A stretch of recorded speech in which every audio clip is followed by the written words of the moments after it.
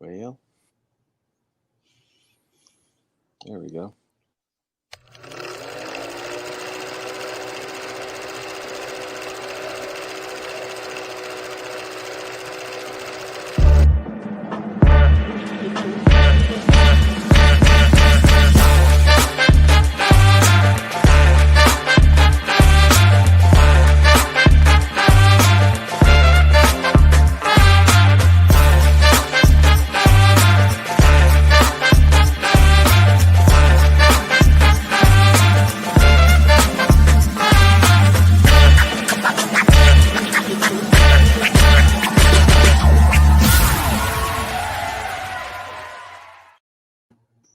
All right, I gotta say, I love Michael Evans' name because he has probably 2 or 3 names that are all first names, like I do too. So, Not my real name. Not your real name? Oh, okay, it's kind of my real name. It's kind of my it's close. Pen nom de plume, my pseudonym. Yeah, but it is Evan is my middle name though. Ah, cool. Okay. He had it legally changed from Evil Finkelstein. Oh, wow. There you go. So, Mike, you want to introduce this wino that's on our show? Sure. Michael's a Canadian science fiction writer and a promoter of some skill with a number of notable clients, including my good friend James A. Owen under his belt. But more importantly, he's been working on this multi-book sci-fi epic forever. And Mike, why don't you tell us what the story is about? So I have a 12-book interconnected series made up of a 6-part series and 2 trilogies. It doesn't really have an overall name. But it does have there are 3 series and they're all interconnected. So there's Easter eggs, and really I wouldn't recommend anyone read anything without starting at the very beginning and going through all 12 in the order that they're out. Now there's only 6 that are out now in singles and in a box set. The rest are going to come out later on in this year, but the whole thing will be out definitely by the end of the spring. So the first series is called the Cider and Ale Chronicles. It's actually a satirical fantasy / sci-fi series that deals with animals that are anthropomorphic, that are usually into some form. And I don't drink that much, so you're not going to judge me as I come in with my glass of wine. But, it's okay. But we got to calm you down, so that's fine. But they're so the first. So it's weird, and I'll try to explain this in a way that makes sense. The first book was meant to be a standalone. It's called The Alehouse Wars, and it's basically about seals and walruses fighting over an alehouse monopoly that was basically started by a great white shark. I had that same idea. I'm sure everybody does. There's not enough seal and walrus booze fights out there. So anyway, what ended up happening is I started writing this book because I was working with authors, and I've been writing all my life before I got into this. I've been a songwriter. I've been in bands. I've written poetry. So, I've always been writing. But I wanted to try my hand at a novel. I also really like writing funny stuff and emotional character moments. And I knew I could do that, but I was working in the fantasy and sci-fi world. So I wanted to try and add like a little bit of Douglas Adams, Terry Pratchett sort of motif to it. That meant fighting and battles.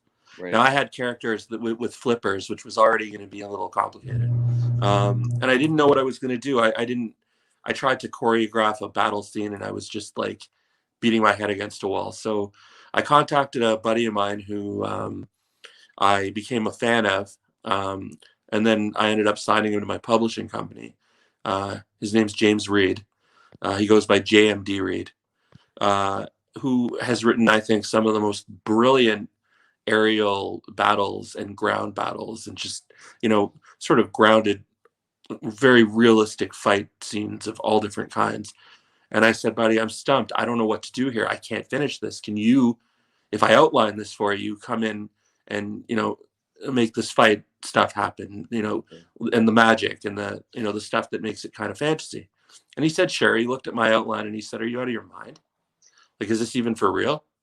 And I said, yeah. I said, dude, just, if you don't have to do it, but it would be cool if you just give it a shot.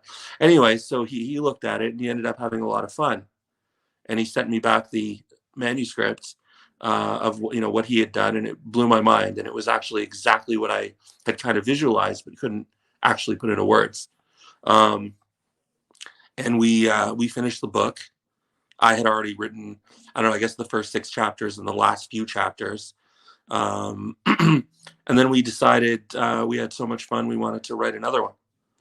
And the second one was the sequel to this, direct sequel, called Alehouse Rebellion, which is more of a sci-fi. You get seals and walruses and like flying saucers and stuff like that, and like, more aerial battles that worked on James's strengths as well. And that we thought that was going to be the end. I wanted to keep writing with him because it was fun. So I came up with another concept, which was based on my wife and me looking for my wife's favorite cider during the beginning of COVID and not being able to find it anywhere. Yeah. And the story ended up being 2 sidewinder snakes in a fictional Mojave desert going around looking for a cider that would save the desert from a plague.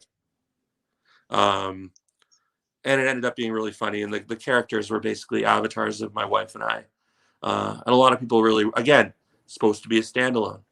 Somebody read it and said, it would be really cool if you could take the characters from your 2 Alehouse books and mash them up with the characters from Cider of Legend. So we wrote this really crazy crossover called Cider for Harborland, where we brought everything together. And then it got real. And we just kept going because by that point, we were Deadpooling it and breaking the 4th wall and bringing ourselves into the story as kind of like the deities of this universe, experimenting with lots of different styles of writing. I'm actually a really big fan of James Joyce. And I try to, it's going to sound pretentious, and I haven't read Finnegan's Wake more than one time, but I try to read Ulysses at least every couple of years. The Portrait of an Artist as a Young Man is highly readable. I love it. It not only is it highly readable, but it's really good. It has elements of where he's going to go. You have to remember with Joyce, as somebody that's reading his stuff way after the fact, you can read one after the other and go, what is this guy doing? Like, he started off as a very, literal writer, and by the end he was, writing a bunch of words that needed to be codified, basically, at best, to understand. But there were 35, 40 years in between his start and where he ended with Finnegan's Wake.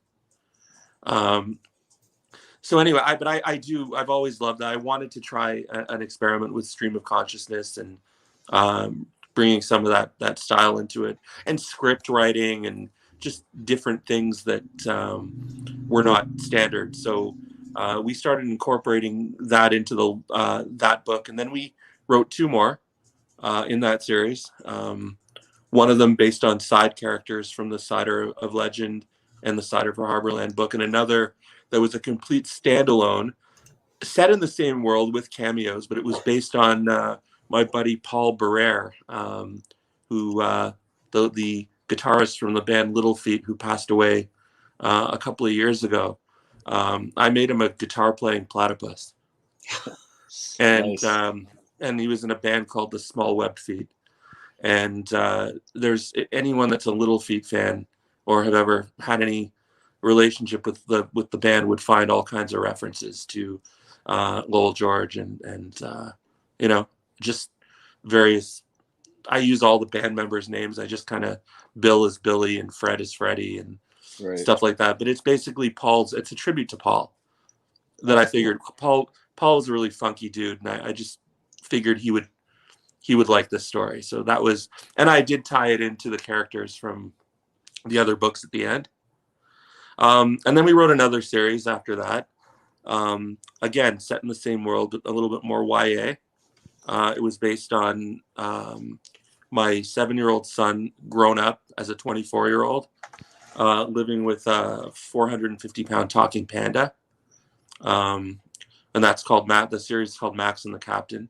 Again, kind of, it's like a buddy comedy that starts off grounded, goes into some lit RPG, game lit style stuff, and then into straight epic, like comedic epic fantasy. Yeah. So that series is written. I've alpha sent. I sent out the first book only because it's the first book I pretty much wrote entirely on my own, with only very minimal help from James at the very end.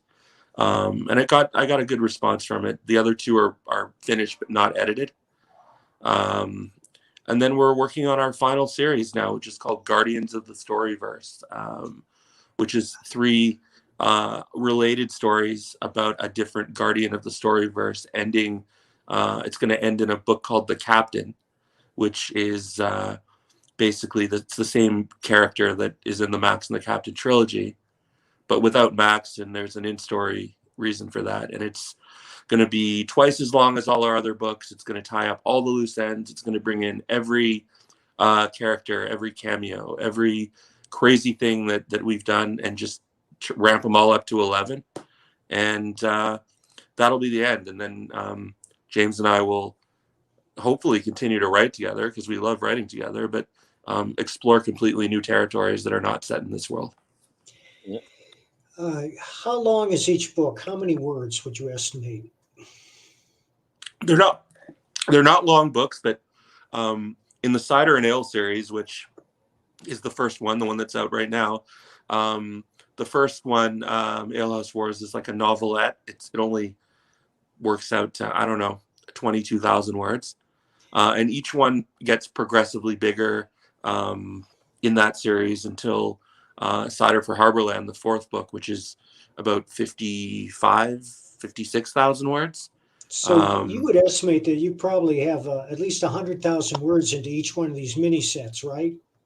Oh yeah, I mean just the Cider and Ale Chronicles we put out in an omnibus paperback, and it pretty much pushed the limits of. We put it all in one book, but it pretty much pushes the limits of what Amazon would put out in paperback form. Works out to just under 800 pages with pretty small print. So, and what I've been told, and I guess one of the best things I've heard in terms of like positive feedback about the stuff that's out is that even though they're short books, they don't feel like short books.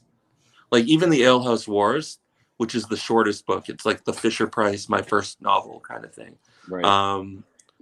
People said, it's only, like the Kindle version, because we use a bigger print on the paperbacks to make them look a little bit bigger. Right. Kindle version, I think, works out to like 98 or 99 pages. And everybody that's read it says it doesn't feel like a novella. It feels like a full-out novel. Like there's so many different things that happen. And, you feel like you've read something really intense.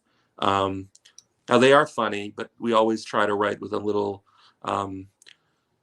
they usually end like modern-day fables. So there will be some type of moral emphasis on, being a good person, you know what I mean? Or doing well for your fellow man, you know what I mean? Like it's not preachy. It's not preachy or didactic in any way. But we also want, because the first series is like mad irreverent and tons of bad language and stuff like that. And then, as we go throughout the other series, because I started getting, my 7-year-old was somewhat involved in, helping me with the Max and the Captain series. And one of the books in the second series, which is called Here Comes Steve. We kind of told the stories back and forth together before his bedtime.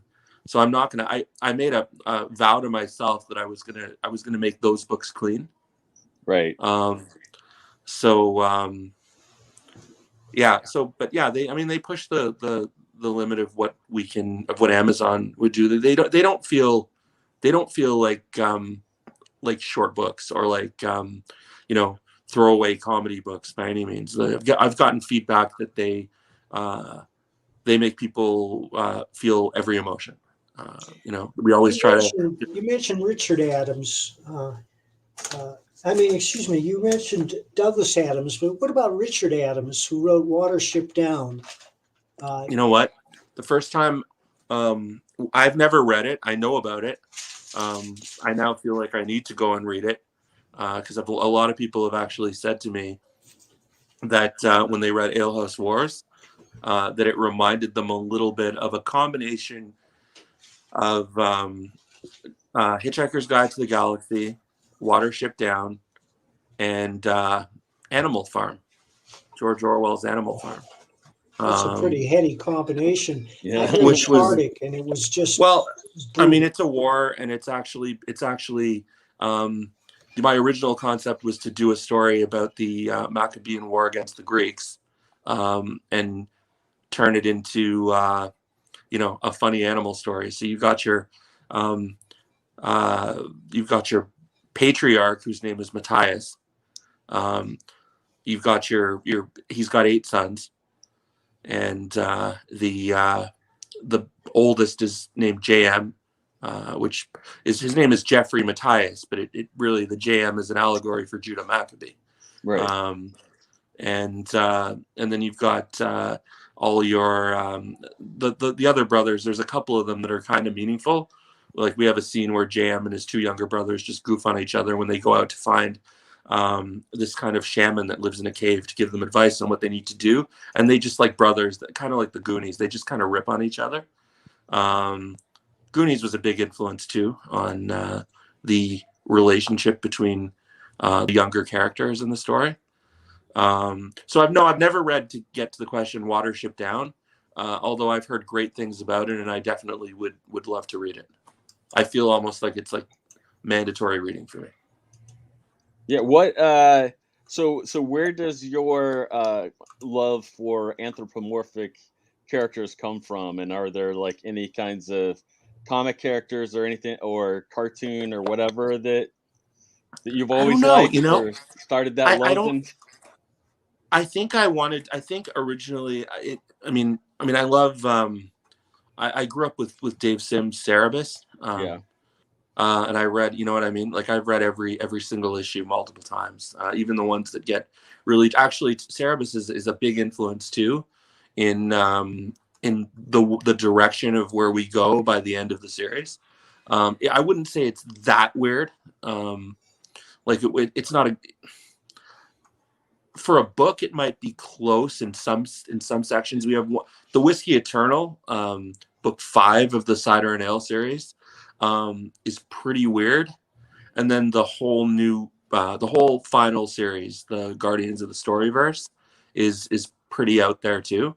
And you're messing around with different styles and fourth wall breaking. I mean, Dave did that a lot in Cerebus, where he wrote himself in. I think I just, it was easier to write the type of stories I wanted to write. Because I wasn't ready for some of the emotional stuff I wanted to explore with human characters. Right. But by the time I got into, Max and the Captain to an extent, because the Captain, whose real name is Jamie Grayson, my son's middle name is Grayson, so after Dick Grayson. But by that point, I mean, it was the Captain that is the main character of Max and the Captain. Max is kind of like the comic relief foil of the story. And then by the time we got into the final series, we're dealing with 3 stories about human characters and their struggles. So I just think it was easier for me. I don't necessarily think I went into it saying, I'm going to write anthropomorphic animals.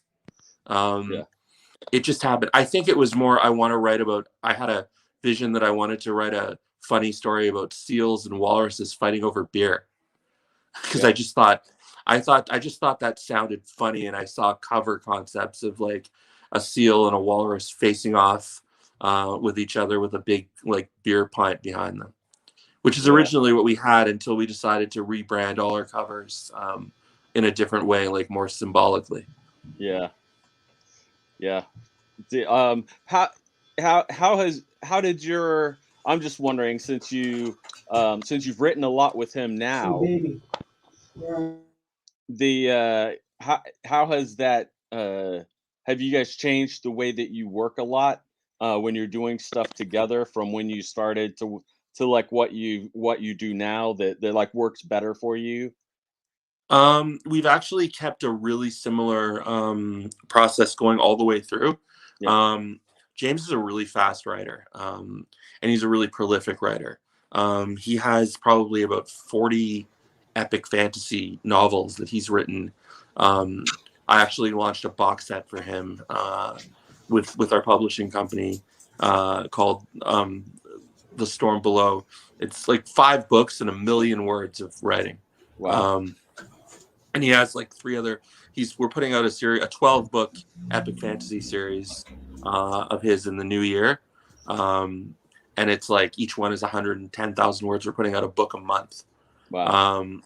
So he kind of sees our books as, I don't know if you eat sushi, but you know how they put the ginger on the sushi plate? Yeah. So it's kind of like the palate cleanser in between his next big thing, because he gets to go in and bring in a lot of his things. Like he's really into the exceptions of the English language, Right. and just how crazy English is with all the oddities and like to like there and there, but like Right. taking it a thousand. So he'll take a character like in like Whiskey Eternal's character Sandy Sam, who's a sidewinder that we meet in Cider of Legend, and basically make him that be his thing. He goes around and just annoys everybody about all the exceptions in the English language. Yeah. So things that James wouldn't normally do, because he does write kind of epic fantasy. Right. He brings a lot of that to our stuff too. So I'll outline, like for the most part, my characters, my outlines, and I write really extensive outlines. Mhm. And he usually sticks to, even in his chapters, to my outlines almost like glue. But occasionally he'll add something that's very much him, and something that he has pondered about or thought about to the mix, and he'll be like, what do you think of this? I'll be like, yeah, it's cool. I've never like had to say to him I didn't like something that he added that wasn't in the original outline. If Right. anything, I've found that what he does usually enhances it. I mean, he's far and away the more prolific and seasoned writer. I mean, I think I have my virtues. I'm definitely the stranger writer and the Right. more abstract writer. But he's for sure the more seasoned writer when it comes to writing, actual fiction. So no, I think it's really it's cool to work with them, and I'm just glad that we're still going to do this even 12 books later. Yeah. How long are your outlines?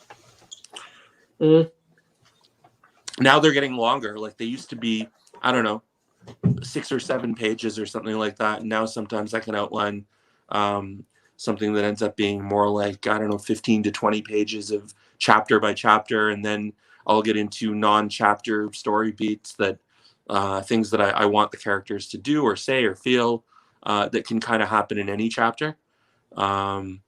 So it really depends on how long the book is and everything. I mean, the outline for the captain is going to be the last book in the series is going to be monumental for me. Definitely the biggest one that I've done, because there's just so much that's going to happen in it, and so much that I want to pretty much wrap up this whole world, and I know exactly how it's going to end, but there's a lot of things that have to happen to get there.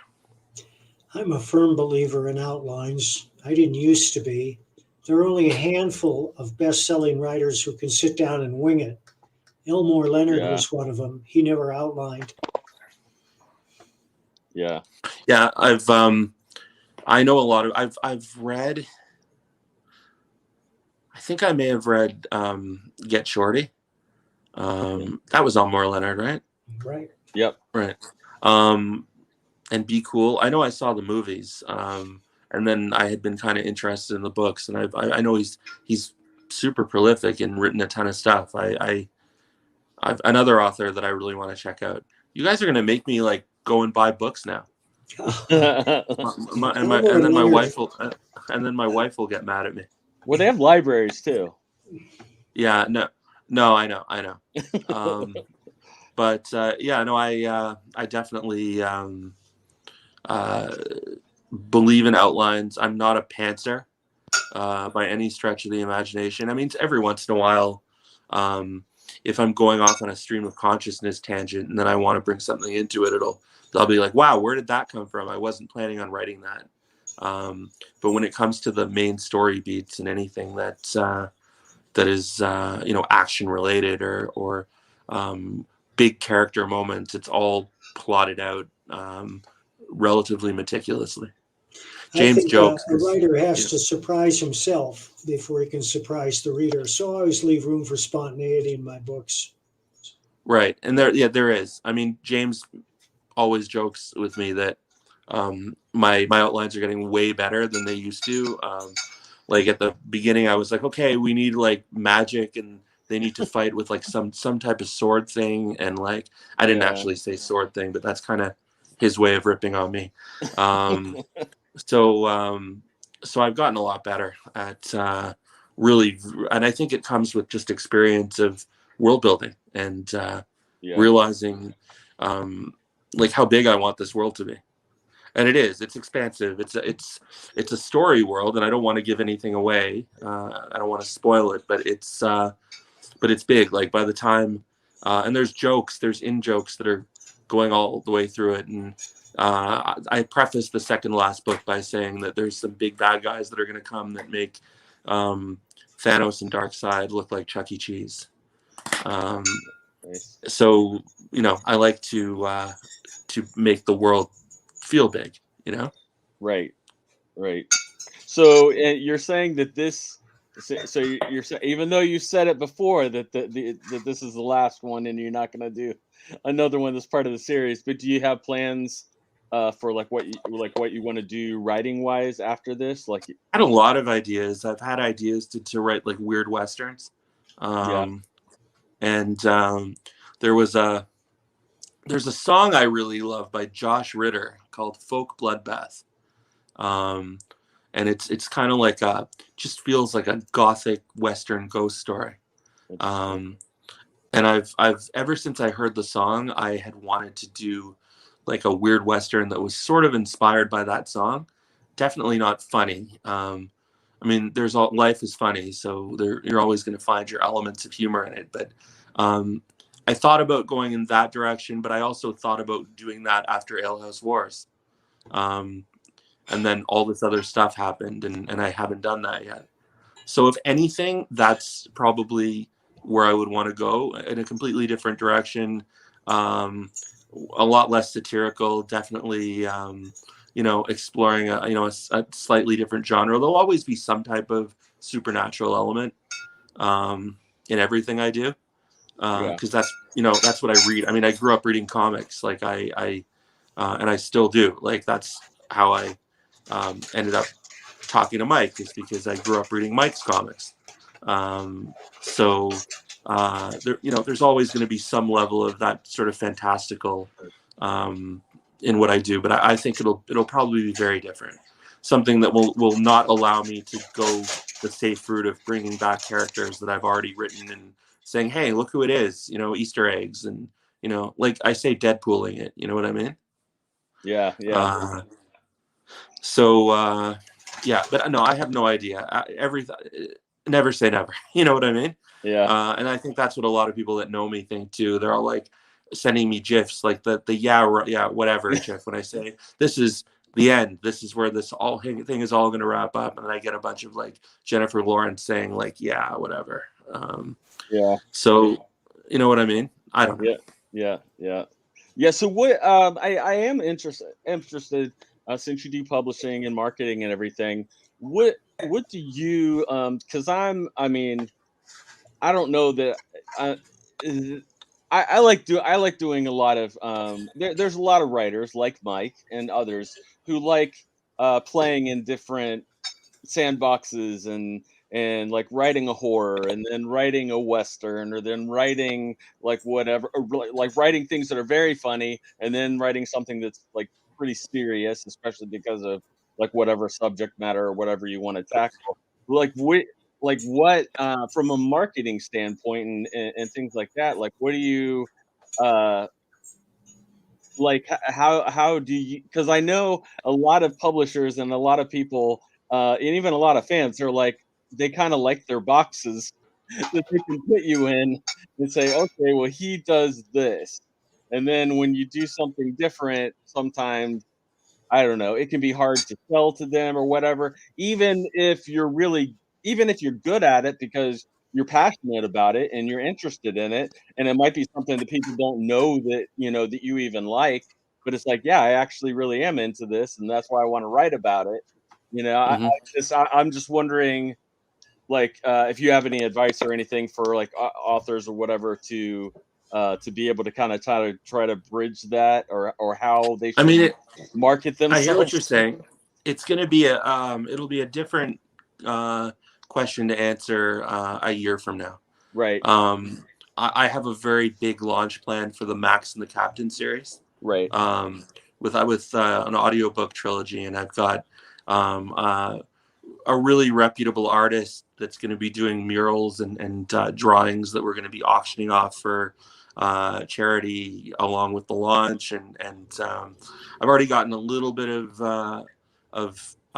there's been some talks about potentially reading about scripting and stuff like that for it. Very preliminary, right, but we'll see. Because right now, I mean, so Cider and Ale went on Amazon and it hit like the top 1,500 in the total store, which was cool. Top 20 in humorous fantasy, a right. bunch of Harry Potter books in that category, which was kind of cool to see my box set sitting there.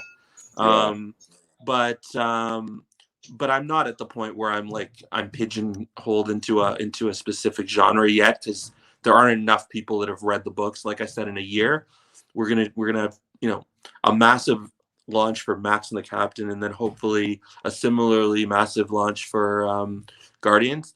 And then we're going to probably try to market the series as one big series, as an omnibus. Um, and then I'll see. I think people just have to do what they do. There's no such thing as like, I'm not making a grand statement by saying I want to walk away from this, because every book in this series has been like me wanting to challenge myself creatively. right, When you read Alehouse Wars and then you read A Portrait of Dirk, which is the first book in the third trilogy, Guardians of the Storyverse, you can tell that I'm a different writer than I was when I started Alehouse Wars, right. and you can tell that I'm going for different things. Yeah, So my advice is to try different things, and I'm not really like a right to market type of person. yeah, I think that you have to have buy-in for what you're doing if you want other people to have buy-in in what you're doing. yeah. So, and you can tell, and one of the things I get all the time, I'm looking at my device's 10% charge right now and hoping that I make it through this thing. But one of the things that I get all the time is that it seems like we really love our characters. We're really passionate about what we're writing, and each book feels exciting and fresh and enjoyable. And it never feels like we're not having fun. That's important. Yeah, Yeah, and I mean, I think like Florida Man. I'll give a nod to Florida Man, and I'll say that Florida Man, when you read it, there's an infectiousness in the story, and the characters, feel alive, and it feels like you're having fun writing those characters and putting them in those situations, which is what I really like about it, and why it's something that I would say, hey, if you like. I've recommended Florida Man to a bunch of people that have read my stuff, because it's not sci-fi or fantasy per se, although there's it has its great weird moments, but people that dig the irreverence of my stuff would also dig Florida Man. Thank you, sir. yeah. Oh, no worries. It's totally true. I've also read I've read a lot of Tim Dorsey's work, and I've read a lot of Carl Hyacint's work. Florida-based stories. I've been going to Florida my whole life. I live in Florida. Have you read John D. Mcdonald? I have not yet, although I have heard you talk about him before. and I've made note to check him out. Well, he's not humor, he's crime, but he's a Right. master. And he's the reason I'm writing today, along with so many other writers that I could name, like Randy Wayne White, who lives in Florida. And his protagonist, Doc Ford, is a marine biologist who moonlights as a spy. And those are in the John D. Mcdonald mode. Very cool. No, I have never actually. I don't think. I mean, I've seen the odd Florida man culprit, seeming guy walking around Florida, but never actually met a Florida man. But I've definitely been familiar with the legends of Florida for many years. So I took to that right away. Well, you've been to Florida many times, right? Yeah. Right. Many times. Well, you've met a slew of Florida men. Yeah. They're not all I'm weird. sure Just the ones we I'm sure focus I've met on are many. weird. Yeah. Yeah. I give Mike a hard time about it because I'm born and I live in Florida now. That's right. So Jeff is a I Florida tease. Yeah, I tease him all the time. I need some Florida, man. It was -5 today where I'm from. I was gonna. Yeah. Yeah, I need some Florida pretty badly right now. Yep. Well, oh yeah. Speaking of marketing, that's why I feel like you're marketing right now with your taking drinks of your wine and stuff. Because have you thought about or talked to anybody about doing any them doing some kind of even if it's just local, doing some kind of thing named after like your different just because you have the cider and all the different. Yeah, we actually have a wine book too. The one that I told you was based on Paul from Little Feat is called Wine and Where to Find It. Yeah, and it's the story of a guitar playing platypus who's off tour and wants to take an Australian wine country tour, but there's like an evil wine lord that ends up taking over all the wineries and trying to sell cheap box wine. Oh. And people end up buying in the cheap box wine, and then he turns them into wino zombies. Yeah. And there's a whole zombie apocalypse. I've seen them. So and then there was my wife and I were supposed to make the cider of legend. Yeah. We had this whole big thing. So yeah, I've thought about it. Haven't done more than think about it. But yeah, no, it's funny. I all this stuff has entered my mind before. Yeah. Well, I'm sure just because you've done marketing and then also you have all that stuff. It seems like the next. No, I come from years of before I got into this. I was doing like corporate live event marketing with the downtown Toronto club scene. So I bring a lot of that. My kids were younger and there were a lot of late nights and I couldn't handle it anymore. Like I couldn't handle the late nights and the lifestyle and waking up at 6, and I wanted to have energy for my kids and for my family, and I just couldn't do it anymore. Are you in Toronto? I'm in like north of Toronto. We call it Toronto, but it's actually north of Toronto suburbia, Maple, Ontario. Maple, Ontario. But I used to spend a lot of time. Canadian. I used to spend a lot of time downtown. I was, from being in bands and doing the live music scene for like 15 years, and then working in the live entertainment scene for 13 years. I spent a lot of time in the city. Did you ever cut a record? Many. Well, not many. I don't know if 5 is many. I guess so. At various incarnations. Do you have last CDs? one I did was. Do you have CDs of them? I have a few. I have a lot of stuff online. I have a lot of material on YouTube, older material. The biggest thing I ever did was a collaboration with Gordon Lightfoot. Never actually met Gordon, but it did make official news on his website and at a couple of his shows. We extended one of his songs, a 70s song, and turned it into, it was a 2-part song, and we took one of the parts and turned it into a song of its own. And I did lead vocals along with a friend of Gordon's that was his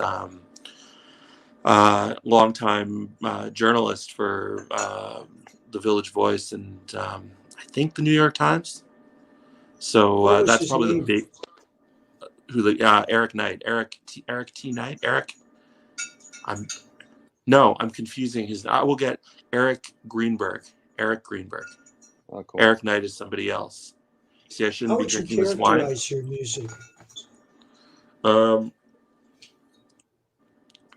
I'm looking at my. I just don't want this to end in the middle.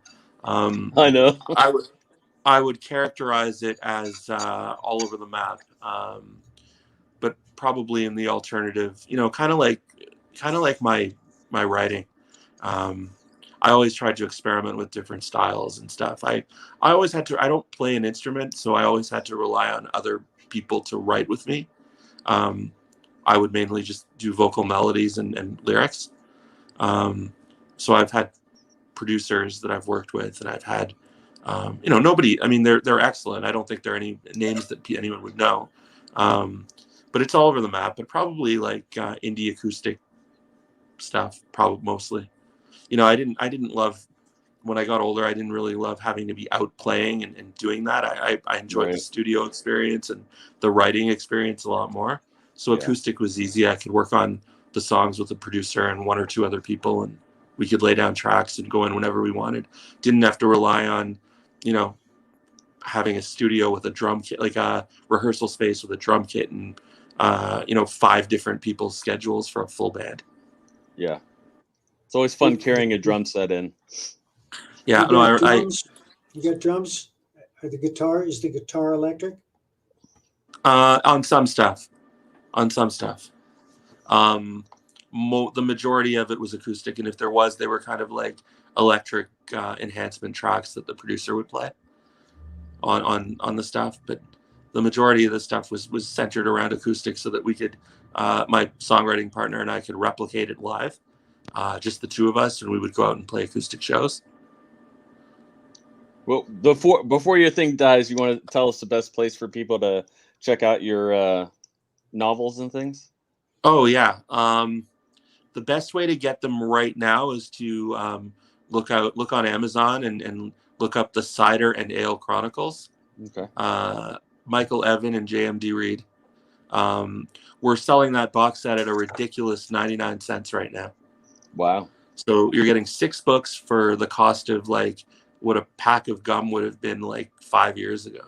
Yeah. Or something. So you're doing pretty good with that one. You can find me.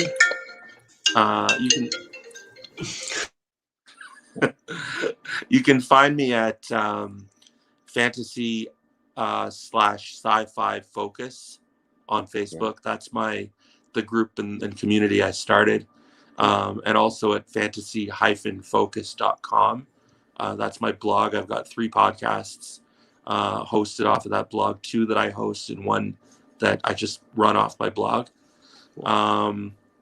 And my publishing company is at Fallbrandt Press, FALLBRANDT press.com.